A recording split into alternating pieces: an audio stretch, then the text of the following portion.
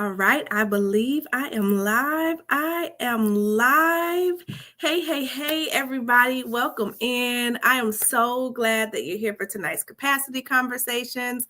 I am Nicole Roan, capacity coach and corporate trainer. And tonight, I really want to just talk a little bit about a topic that really impacts all of us, whether we realize it or not, right? Stress. But not just that obvious stress, the kind that really hides in plain sight. Now, I know I've jumped right in, but I'm doing so because April is National Stress Awareness Month.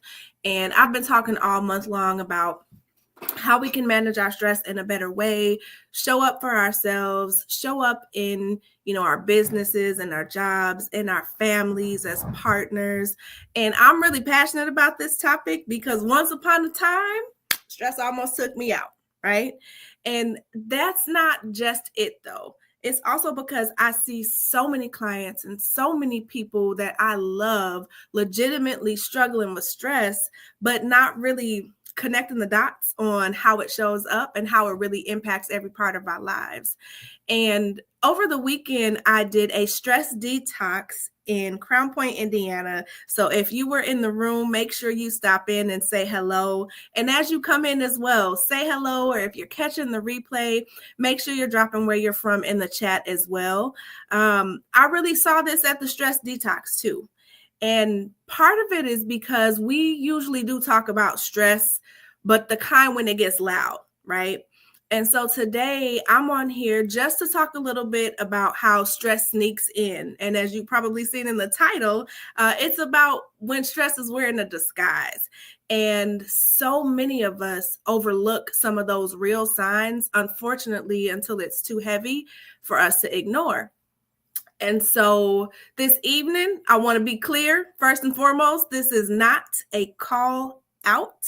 It's more like a call in, because if you've been around me for a while, or even if you're new to me, one thing that I'm always talking about is how we can't fix what we don't face. And that goes for stress too. And so with that, I've learned and I know that you can't heal what you won't acknowledge. And so if you're in the room tonight, or again, you're catching the replay, I'm going to go over what some of those obvious signs are, and then we're going to talk into some of the most overlooked ones. And if you are in my circle, in my space, you're catching this, then you probably are a little bit like me and are carrying a little bit more stress than you realize. And so now listen. When we think about stress, most of us picture some of those loud symptoms, right? The ones that kind of stop us in our tracks. And those are the signs that we can't ignore because they're already literally affecting how we function. And I want to talk about just a couple of those. The first one is feeling exhausted all the time. Anybody ever feel like that? Yeah. Right? Like, I'm not talking about just after a long day. I'm talking about you're waking up tired, like your soul is tired. It's that kind of fatigue that sleep doesn't fix. And I need you to know that's stress, right? It's not just you being busy. Another one of those loud signs are anxiety attacks, right? And it probably wasn't until recently that I realized that I was having anxiety attacks, because for me, this shows up like my heart is racing or my chest is tight. And sometimes it can look like your mind won't stop racing or spinning. And so sometimes you feel like you're about to lose it. And sometimes you feel like your body is waving that flag, right? Because it's been carrying too much for too long. That's another one of those really, really loud signs of stress. Another one is getting sick often, right? And that's because your immune system really can only handle so much. And if you are someone who is constantly catching colds, or you have chronic headaches, or you're always feeling like you're run down, I need you to understand that that's not just your body being sensitive. It's your body responding to chronic stress, okay? Another one of those signs for me that I think about is complete burnout. And I want to keep it real. Burnout is not just a workplace issue. It's an entire life issue. And it really happens when you've poured so much into everything and everybody, and then you're not really getting anything that's left for yourself. It's that feeling that I like to describe as I really don't care anymore. It's almost like being numb, right? When you feel like that, that's really burnout showing its big old ugly head. And so again, these are usually some of the signs that force us to slow down, right? They make us sat down. But by the time we get here, the stress and the damage really is already done. And so that's why tonight's conversation matters so much, because I want you to be able to catch those signs before you hit that wall. And so I want to talk a little bit about some of the most overlooked signs. One of the ones that we talked about on Saturday at the stress detox was constant irritability or snapping, right? I recall a time when I would come in because I was so stressed with what was going on at work or dealing with some of the things with my family, that I would come in and kind of snap over small things, right? I used to think it was just that I was moody, but it really was me doing this over a lot of time, snapping about a dish in the sink, right? Being frustrated that the pillows weren't fixed on the couch. Little things would just send me over the edge. And sometimes we don't realize that when we are constantly irritable or snapping and taking things out on the people that we love, it's the underlying stress. And so I want us to be able to call a thing a thing. Another overlooked sign is forgetfulness or busy brain, right? And so I can remember, anybody else here do to-do lists, right? I got some list takers here. Yes. I can remember a time when I would make out a to-do list, and no matter how many times I looked at it or tried to cross stuff off, I would be sitting and staring at my screen, right? Forgetting what I was even supposed to be doing. And that was stress clouding my mind. I was so stressed thinking about all the things that I needed to do, all the things that I didn't do. Did I forget to do this? And what about this? It's that constant, racing of your mind that causes you to not be able to be focused, and you forget. It's like that brain fog, right? Another sign that we talked about over the weekend at the stress detox was feeling rushed, even when you are not busy. And for me, that really showed up like feeling like I was behind on everything and anything, even with an open calendar. It was like stress was making me anxious, but because I wasn't busy, I again was thinking, did I forget to do something? What about this? What about that? So if you find yourself feeling like you're rushed even when you're not busy, chances are this is one of those not so loud signs that we often dismiss, that is coming from stress. Another thing is procrastination, not laziness. I'm going to say that again. Procrastination. This can show up when you are dragging your feet on tasks, but you're blaming it on laziness. When in reality, it's your body trying to resist more pressure. Your body wants to rest. And oftentimes we're ignoring that, and we think we need to do more. We need to go harder. We need to manage our time better.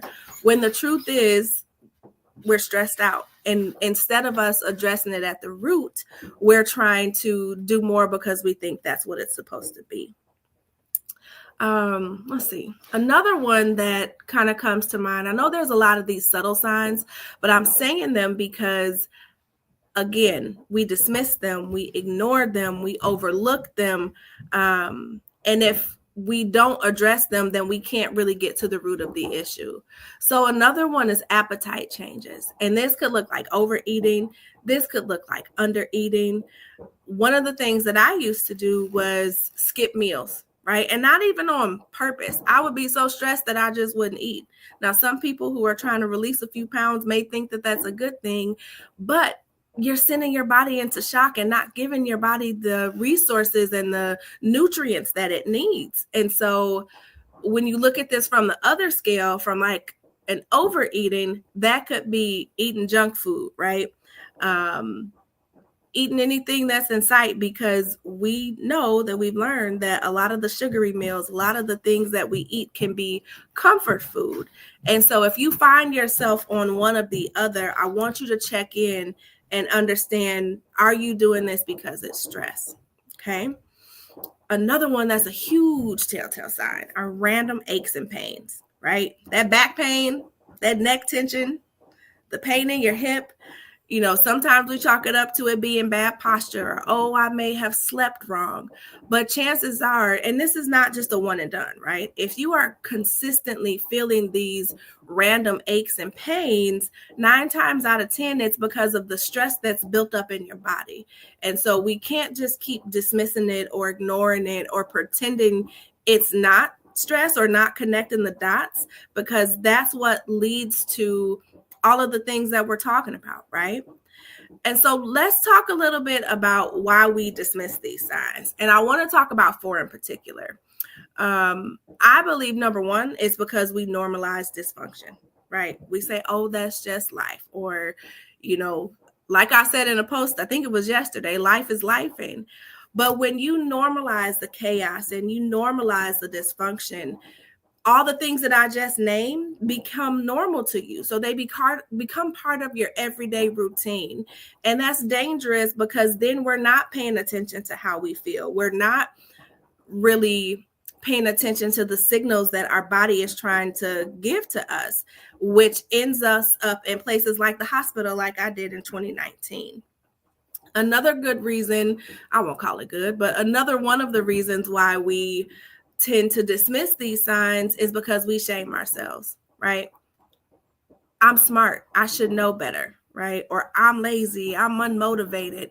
We shame ourselves into thinking that we should be able to do all the things and continue to wear these capes and, not really need rest. But in the same breath, if one of our good friends or family members were to come and share how they were feeling, we would absolutely tell them, listen, there's no shame in you needing a rest, right?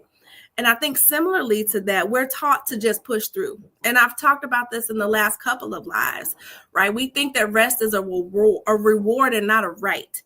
And that is not the right mindset that we need to have, especially as we look at how stress is impacting our hearts, impacting our immune system, impacting all of those things. Our body literally needs rest to recuperate, to regenerate cells, and to do all of those things.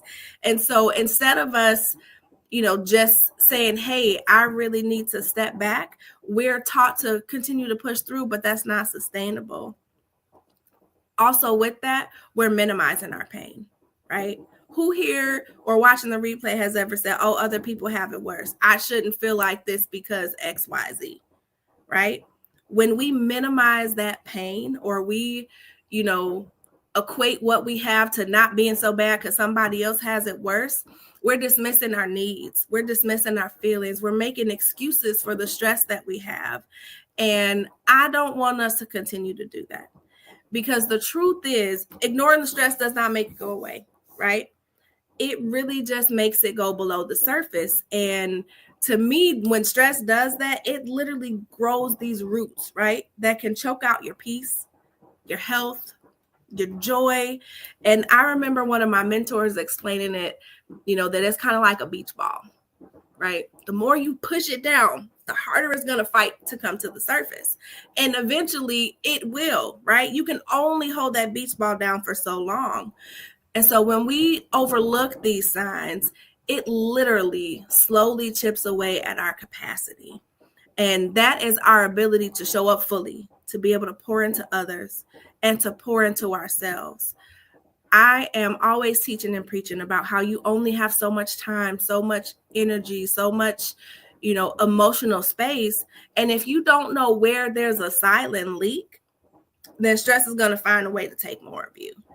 And so what I really want you to hear is that understanding your capacity is not just a cute concept. It's about how you sustain yourself, not just at work, not just at home, your overall life. It's how you literally stop surviving and start thriving at home, at work, and in your purpose. And so tonight I wanted to share that with you, because I believe so much in what I teach about capacity and using the 5 different pillars, because your capacity doesn't just exist in one area. So many people think that it's just, oh, let me manage my calendar better. It's time management. Ma'am, sir, those watching live and catching the replay, it's so much more. I learned this from being in the hospital and understanding how one of these areas impacted the other. And so when you see me posting or talking about heart flow, this is about your emotional well-being. If your heart is heavy or overwhelmed, then your energy is going to be drained. And then it shows up in how you lead. It shows up, in the people that you love and how you respond to life. And so we have to be able to identify when something is going on in our hearts. Another pillar is our workflow. And this really is about how you manage your responsibilities, right? We all have competing priorities, competing demands and responsibilities. And that's regardless of whether you're in corporate, if you're a business owner, a combination of both of them. If you are saying yes to everything and everybody, then you are going to burn out fast. So being able to understand what's going on in my workflow pillar that is still in my capacity, and then how is that showing up in my heart flow, right? And so the third one, I probably shouldn't call it my favorite, but I will. It's one of my favorites. I love them all, but it's your health pillar. And this is about how your physical, your mental, and your emotional health all work together. And the truth is, stress does not just live in your mind, right? It lives in your entire body.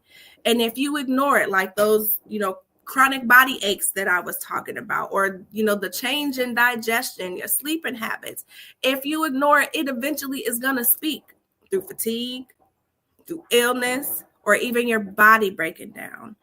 And that's why this one is one of my favorites, because it encompasses all of those different areas. I know that we know, but sometimes I think we forget how intertwined our physical, mental, and emotional health are, and the toll that stress can take on that.